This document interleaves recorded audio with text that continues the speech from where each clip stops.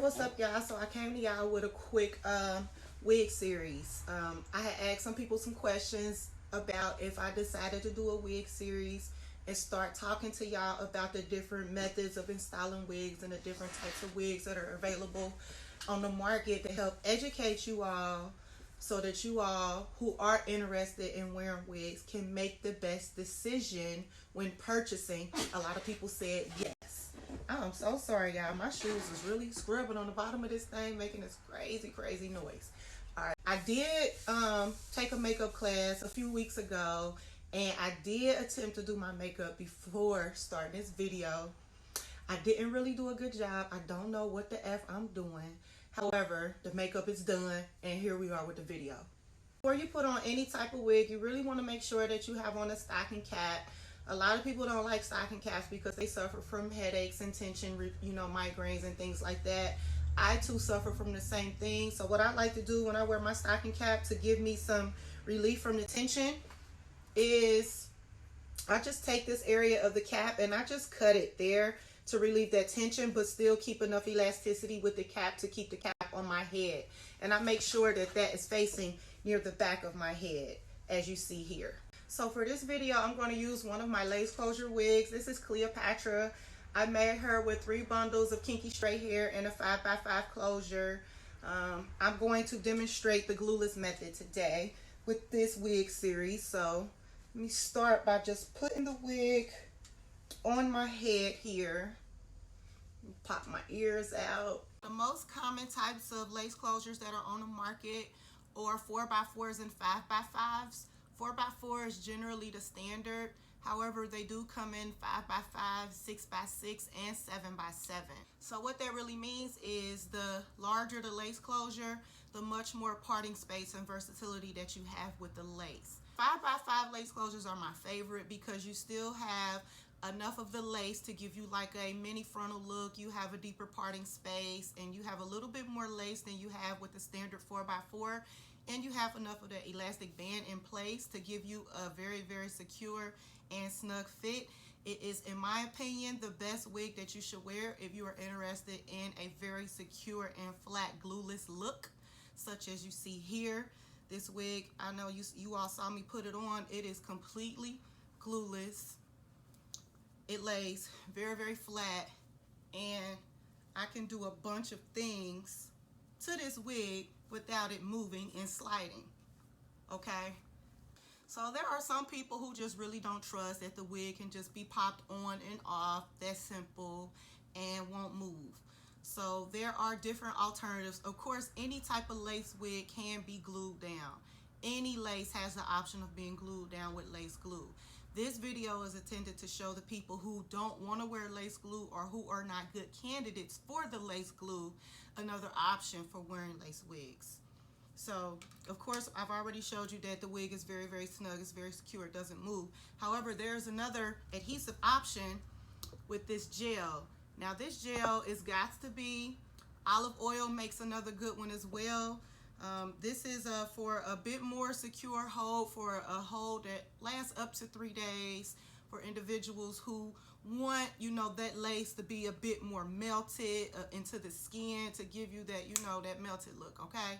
So I'm going to go ahead and demonstrate the use of this gel with this lace, and then I'm going to show you all how to achieve that and how that should look if done properly, and how to remove it, okay? Okay, so the really good thing about adhesives like Gots to Be Glue and the olive oil gel is that it comes out very clear. So you don't have to worry about any white adhesiveness and, that tacky look that comes. And since it's a gel, if you happen to get it on your hair, it's okay, okay? I'm just gonna rub that in right there along where I had this lace sitting. And you really want to let this dry and get kind of sticky. And you need about 2 to 3 layers of this, okay? You just lay that on there like that. It ain't nothing to it. You just lay it on there. Lay it on the hairline like that there. And you want to let that dry, okay? You could use like a little blow dryer to speed up the process, or if you got something else to do, you could just let it air dry, but you really want to let it get like a bit sticky. When you touch it, you'll know it's ready for your second layer to be applied or for the lace to be laid when it's a bit tacky to the touch, okay? All right, y'all, now that the gel is ready, I'm gonna go ahead and just lay that lace right there where you have the gel. Bam. Bam, bam, bam, bam, bam. And you really want to press the grids of the lace into the gel. If you got any hairs that may have got caught up in the gel, you can comb them away. It's best to do that while the gel is still a little bit tacky, okay? And now we're gonna go ahead and get that final melt by tying it down with the elastic band, okay? Let me go ahead and pick all of this hair up.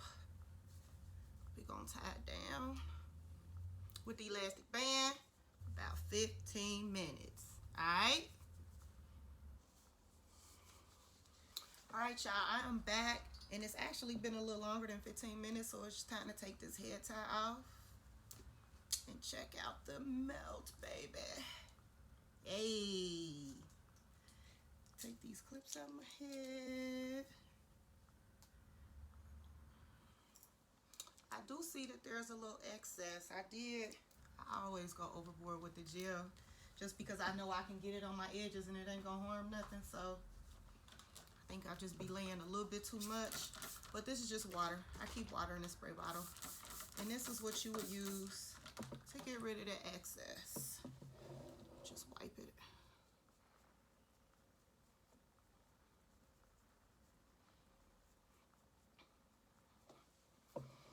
Wipe that thing like that. Comb it back down.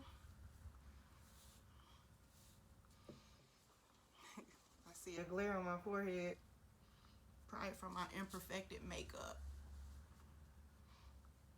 but we still gonna slay.